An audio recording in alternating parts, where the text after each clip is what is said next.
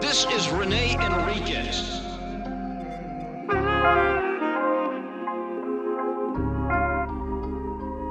Nickname Bootser. Blackhand of the Mexican Mafia. Prison gang politics. Hey folks, my name is Rene Enriquez and you're watching Uncensored. We're going to continue with the Past the Wire series. We have a random Tonito call, Don Emiliano Zapata Lopez. And I started listening to it and I did not recognize it, but it sounded interesting because he's talking about some detectives coming to see him, and I thought that you guys would enjoy this. So let's run that call now. Trouble's old lady, Eva, she got busted for something? I heard they tried to hem her up for the same thing or something like that. No, I remember because the detective pulled me out, the one that busted Trouble. And he tried to come and see me when I was in the Bay, and I told him, nah, I was working out that day, and they came up and asked me if I wanted to see a detective. He flew all the way out there just to see me. And I told him, nah, I didn't want to see him because I was working out. I was all sweaty. But when he found out I was right here, he asked the Hoodas to ask me if he can come and talk to me. And I told him, yeah, tell him he can come over here and talk to me. So he came and talked to me. And he just wanted to tell me that he used my letter allegedly that I wrote to Tonito, my other brother, and a picture of mine in Trouble's trial, you know. And then he told me that that Trouble's old lady, Eva, and his mom both got busted for like fraud or some shit. I think there was something like that. What happened was I think they got hit. They took like a computer, they took I don't know what, you know. Oh, is that right? Yeah, but see, because supposing he typed up a letter for me and he gave it to the other Tony, right? And when Tony got killed, the letter was either in the car or in Tony's house when they gave a search warrant. And Oh, the plot thickens. So Emiliano Zapata Lopez, Tonito, is telling this individual who is as yet unidentified, is speaking about Tonito Rodriguez, the one that was killed by Sereno. And Tonito did used to do this. He'd write letters and he'd have somebody type them up on attorney letterhead and mail them out, right? And I have some of those exhibits. Maybe I could show you one or two here if I can find them, because I have a massive archive of stuff and it's sometimes difficult to find it. So with that said, understanding that a detective came and personally told him, we are using your exhibits as evidence against defendants, you'd think he'd shut up and stop talking and understand, like, oh, they're using my stuff to hurt people, like it's incriminating them. But here he is still talking. Let's hear him talk. He wants to have diarrhea of the mouth. Let's hear it.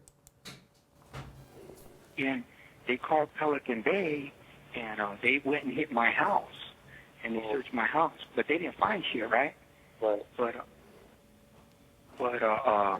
Yeah, so they used my letter, supposedly a letter I wrote, or I had Trouble write. They said that I sent a letter to Trouble, and then Trouble just retyped it and gave it to Homeboy. Right. They said they used that. Your call may be monitored or recorded. They said they used that in Trouble's trial, plus they used my picture to show that Trouble was working for me, and that, you know, what he was doing out there was for us, you know? Right, that's what they were trying to do. That's what they're trying to school, man. Yeah, well, he told me the reason he talked to me about the case is because it's a closed case, you know what I mean? So he says he's able to talk to me about it now, because I was asking him, well, what's up, man? You got some charges you're going to file on me or what? What's happening, man? He goes, nah, the case is closed, but since you were down here in the county, I thought I'd just come down here and talk to you and let you know that letter that you wrote, and we used your picture in Trouble's. And then he tried to tell me that the dude that dude from Carson, he's not even from Carson, Victoria Park. He just lives there. Or at one time he was a gang member, but he ain't a gang member no more. He's just a family man. He's a bison. I go, well, I'm not buying that. Right. Was he a bison or what? Well, no, I heard it was like a whole family. Huh? I heard it was like a whole family that fucked up right there. Yeah, well, they said, the Huda, I asked him, well, what happened, man? He goes, well, apparently your brother and Trouble went over there to tax the guy, and the guy didn't want to give up no money, and it was a shootout. He said there was that other dude had like 3 other dudes there with him, too. So it was like 4 against 2. Yeah, he did. Yeah, it was like 4 against 2, and Zavato got shot too. But I go, well, what happened? Man, did anybody get busted for it? He goes, no, because they were just defending themselves. So this was a specific instance where a Mexican Mafia member from the feds paroled and accompanied this individual by the name of Trouble to go attack somebody who were Mexican nationals, right? And they weren't having it, and they shot it out and killed the Mexican Mafia member right there in the driveway of where he was attempting to extort them. If I'm not mistaken, I can't remember the name, but I remember the specific circumstances because nobody had ever heard of this guy before. It came out that, hey, a carnal got killed. He was shot by these guys. No charges were filed on the individuals who killed the carnal because they were defending themselves. I'll get the specifics on this and fill you in later, but this is what this call is about. Yeah. So, but he was trying to tell me, yeah, that dude right there, he ain't from Victoria Park.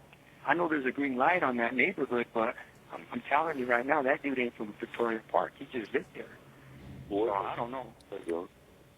I know Trouble knows everything. I don't know nothing, you know what I mean? But I know there's a green light on Victoria Park, you know? Yeah. Yeah, I know there's a green light on Or, it, but... there's some people that try to get a hold of, or they try to see what exactly really happening. Only one that really knows is Trouble, you know what I mean? Right. And nobody has been able to get a hold of him. I know they were tripping on Homer's phone. They were tripping on his hyena, and everything was real hot. You know what I mean? And, yeah, well, that's probably another reason, because I told him, well, hey, look, if you don't want to put me down there with Lavo, put me on D-roll with Trouble. Right. You know? And they go, well, we know Trouble was working for you on the streets. You know what I mean? They knew that. You know what I mean? They go, yeah, we know Trouble and Wicked were both working for you on the streets. You know? Yeah. And so I don't think they want to put me by Trouble either. Plus, the Hudas just jumped on him. Yeah, I remember that. I got a phone call from that. Yeah, I don't know what happened, but, you know. They thought it was somebody, the camaradas, you know what I mean? Yeah. At first, but then they said it was, I heard they got him real bad. Well, see, that's what I thought, too. I thought it was the camaradas. I'm saying, well, what the hell are the camaradas be jumping Your on? call may be monitored or recorded. There ain't no reason for no camaradas to be jumping on home. I mean, whatever happened when he was there, that ain't on him. I mean, the fact that brother got killed, that's not his responsibility. You can't put that off on him. He was there. He got shot, too. Right. You know what I mean? So I'm thinking, well, why the hell would anybody try to jump on him, you know? But then when I came down here, they told me it was the cops that jumped on him. I said, oh, okay. You know, and then I asked him, hey, man, well, what the hell was up with that? Why the cops jump on Trouble like that? He goes, well, you know, we got a bunch of young cops around here. They don't know how to treat people, and they get a little excited and shit. But he tried to tell me that Trouble headbutted one of the cops. I'm thinking, what? I don't know if he would do something like that or not, right? Right. But somebody else told me that the cops were self-extracting a camarada, and Trouble was talking shit to the Hudas while they were doing it. Hey, man, what the fuck you doing, man? Leave him alone. They go, oh, you want some of this, too? So then they self-extracted him, too, you know? Oh, That's what I heard, but I don't know. You know, I haven't talked to Trouble myself, and I don't think they want me to get near him, you know? right. But they told me I'm going to stay right here until they find a cell for me. But that's cool. I ain't tripping because I get my visits and I get phone calls. You know, they're giving me a regular program. I get the same program that as these other guys over here. They get 2 visits a week, and they get phone calls when they come to the show, so I ain't tripping. But I do want to go downstairs before I leave, you know? Right. So I can see Trouble and I can talk. See, and not only that, they charge Trouble with another assault on the Hudas. For that one, right? Yeah, when they beat him up, they're charging him for an assault. So he's already been sentenced. But he's fighting that other case now. What they give him? I heard they give him like 10 or something like that, right? How much? 10. 10 years? Mm-hmm. Somebody said he got washed up. What? Wow, you know he's going to get the murder. He's going to get Tony's murder. Oh, he did get that? Yeah, that's off the top. If me and you go commit a crime and I die, you're going to get my murder right off the top. Because we went and committed. I think he just identified the carnal as Pony or Tony. I'm going to recheck it. I'm going to double check it. And we only have a few minutes to go on this call, so we're going to run it all the way through with minimal interruptions by me because it's self-explanatory, folks. It all depends what crime. Oh, I mean, don't you feel like manslaughter or something like that? Nah, I don't know, but they told me he got washed up like 43 to life. Oh, man, I had another phone call because he calls one of the home member Greenlights, Jaina. Yeah, Christina. Whenever he gets a chance, and she called me the other day, like, he always call like, hey, give me some cash or whatever, But we look out for you, and one time he's like, he's gonna be alright, he only got 10 or something like that, No. I don't think she knows what she's talking about. I don't know. Like I said, I haven't talked to him personally, so I don't know. But one of the camaradas, I think it was Buzzard from Sunset, told me. Your call may be monitored or recorded. Right. Because I went to court with him a couple weeks ago with Buzzard, and then I seen Shady, but Buzzard was telling me about Trouble. I go, hey, what's up with Trouble, man? He goes, they washed him up, man. And the Hoodas jumped on him. I go, oh, okay, I thought it was something else, man. Right. Because sometimes... No, the Hoodas had jumped on him, man. Oh, When they made the phone call, they were like, camaradas, but I started getting on it, like, as far as, like, what the fuck happened. And then, and they said, the Hoodas did, so... Oh, okay. Yeah, I thought it was something else, too. That's why I wanted to get down here as soon as possible to see what the hell was going on, because there ain't no reason for anybody else to be jumping on him, Right. That's a solid camarada right there. So, hey, when is that dude Greenlights getting out? I heard he's got a good violation. I heard he's up in the Bay right now. In the Bay? Yeah, he's validated. Oh, is that right? Yeah. Oh, man. Well, they keep us separate from the camaradas up there, so I wouldn't know if he was up there anyways, Right. What's up there? Who's your name? So those that don't understand what the short corridor program was in Pelican Bay, is a short corridor program in deep facility where there's only 4 units, and they keep all carnales over there and only high-level camaradas. The rest of the associates and sureños were kept in the long corridor in deep facility, and they had them completely isolated, which almost cut off communication completely for a couple of years. With me was Federico from Bassett, right? Okay. Smokey from V&E, Arnie from Frogtown, Boxer from Avenues, Chato from Arizona Maravilla, Little Smooth from Sanfe. No, he's from Pacoima. Little Smooth from Pacoima. Then you got Chino Reese. He's from Lomita Maravilla. And then you got Turtle from Cochin. Okay. Those were all the brothers that were right there with me in the unit that I was in, Right. So I'm going to try to be pulling down Federico from Bassett, and I'm going to be trying to pull down Artie from Frogtown. I already got 2 dudes over here they're going to pull them down for me, I don't know if they're going to get down here to the county, but they might get down to Lancaster, Yeah, he's in real good communication with Smokey. Huh? With a friend of mine. Who's that? Smokey people? Smokies? Yeah, Smokey Hempton. Did you know that about the Dino from V&E? Dino. Yeah, I've heard of him. I don't know personally. We're mutual Bubbles from V&E. Oh, you're with that Broad Bubbles? Yeah. Oh, okay, yeah, I know who she is. And the other one's Kathy or some shit, or Valerie. Okay. So they're speaking about Jimmy Sanchez. That's Smokey from V&E, right? He had a crew out there, and he had a woman who was a secretary for him named Bubbles, a plus-size girl, right? But she'd be a good candidate for the Wicked Women of the Mexican Mafia series. Right now they're talking about, and Jimmy was a really good friend of mine. Smokey was a really good friend of mine. That's one of the guys that I felt really close to. It's unfortunate that he passed. He passed away from colon cancer while up at the Bay. But he mentioned all the carnales in his unit, which is a number of Turtle from Colton, Chato from Arizona, Chino Peanut Butter from Lomita Maravilla, Arnie from Frogtown, Federico from Bassett. I mean, he's given a litany of everybody there, right? He's identifying them as Mexican Mafia members. Like I said, these calls are jam-packed with a huge amount of intel, and every time that Tonito gets on the phone, it's just like a whirlwind of facts coming about organization and crew stuff, and Cypress Park being on the Greenlight list. I remember that specific incident. So I'm going to continue with this call. Huh? Valerie at the Yeah, it's Valerie and Bubbles. Yeah. Well, Smokey used to be my neighbor up there, so... And then when I came down last time, I had talked to Valerie and Bubbles, and they go up there and visit them sometimes. And sometimes Creeper might take Bubbles up there to see him, you know? Yep. Yeah, he takes her up there. What's the situation with Art? Oh, yeah. Your Well, call may be monitored or recorded. well, I know they cut him loose down there in Corcoran, the same thing they did with Jocko, you know? And I know that Duty's already putting word on the streets that he's through. And everybody that I've talked to up there in the Bay say he's through, too, you know what I mean? But he's through, like, check his gun. He already checked in or Huh? just disregarded it to be safe. Yeah, But just did he check in already or just disregarded it? No. It's politics with him. Okay. It's just politics. Just keep that between us, but yeah, it's just politics with him. Okay, because we have these spots over there available. So here's another thing. Tonito is telling an outsider the politics against Artie Guzman. This is Artie Guzman from King Cobras.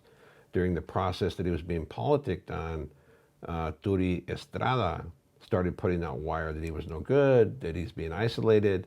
And this is a new trend in the organization that happened probably in 10, 15 years, right? And remember I told you the first instance was with me, Topo, and a couple other brothers where Mexican Mafia members were putting out word that we're no good and they weren't to cooperate with us, right? Camaradas weren't to cooperate with us. This is when it started, right? And you're seeing a continuation of that same pattern, that same behavior from the organization. It's effective, it works. You cut off the carnal, you isolate him from Camaradas, you strip him of his status, and you take his crews, and eventually some of those carnales fold, right? Like Artie and Jocko, who this happened to while they're in Corcoran. And I mean, I sent a few camaradas, you know what I mean? Like let them know what the camaradas are seeing. And see, you know, remember I told you what happened with him and us over there. Yeah, in that one prison? Yeah, so. Yeah, well, shut him down over there. I think Booty from Kuka, he was talking to Danger, and he told Danger that yes, Duber with homeboy Artie, right? Right. So I told Danger, whatever Duty told you, go with that. Just go with that. You know what I mean? Right. So we'll just go with that like that is. You know what I mean? So, But so what I'm saying is we have a few opportunities to go ahead and jump in. You know what I mean? A few spots over there while they disregard homeboy. You know, we'll go. where's his spots at? Are they inside or outside? Inside. Okay. Well, no, we'll just leave them alone. We'll just start our own shit. You know what I mean? Okay. We'll just get our own people to move something, and we'll just tell those dudes not to do nothing for that guy. That's all. We don't need those dudes to work for us. We just get our own people in there. And at that point, what I'm saying is when that seat opens, we're going to get our own person, our own people, you know what I mean, jump on that. Yeah, we don't want nobody, I don't like nobody running the yards for me because they just get rolled up. All I want is people on the yard working to make money. That's it. You know what I'm saying? Oh, okay. I don't want nobody running the yard. We don't need that. All they need to know is, hey, homeboy's working for homeboy, and he has the green light to work on the yard. You know what I mean? And when you talk to them individuals, let them know to tell the rep that I said that they have the green light to work on the yard and that they are not to participate in any of the yard activities except if there's a riot. You see what I'm saying? Right. Because that puts a shield around them, so then all they have to do is just make money. They ain't got to go stab somebody. They ain't got to hold fileros. They ain't got to they ain't got to get involved in the politics. You know what I mean? Okay. We have. That's a genius little strategy that Tonito put in place there. Like, he didn't want his guys on the mess house. He didn't want them involved in politics. He didn't want them to have to do dirt, right? Which pretty much protected them. He said it right now. He shields them from everything, unless it's a racial riot. Yeah, well, we are in charge of, but there's a couple of them, you know what I mean? But well, if they're in charge of the yards, that's cool. If we got them in charge, but make sure that we always have somebody that's going to take their place if they get rolled up. Your call may be monitored or recorded. You see what I'm saying? Yeah. Always have somebody on standby. You know, Right, we have a pretty good little structure, you know what I mean? We try it's the same thing with you guys on the streets. If one of you guys get busted, make sure there's somebody to fill his spot. Right. You see what I'm saying? Yeah. So that we don't lose a step. We don't lose a spot. You know what I mean? Right. Are you guys? How's Trouble doing? Are you guys looking out for him or what? Yeah. So that's called a second establishment of a second tier of leadership, right? In the event that the first wave falls, you have a second tier of leadership that you can fall back on and take the reins, which shows a really good managerial skill from Tonito. It kind of surprised me, right? Like, oh shoot, he's establishing a second tier of leadership, which is, it's genius, right? And you establish a third tier of leadership. That way, and if there's a wave of what they call sweeps, where they take everybody that's affiliated to the organization and they lock them into ASU, which used to be the whole, right, administrative segregation unit. If they have multiple waves of individuals being locked up, you still have somebody in situ to take over, to assume the mantle of leadership for you. Yeah. Yeah, we look out for him here and there. Okay. And Whenever he makes a phone call, say he needs to see that, we do that for him, you know?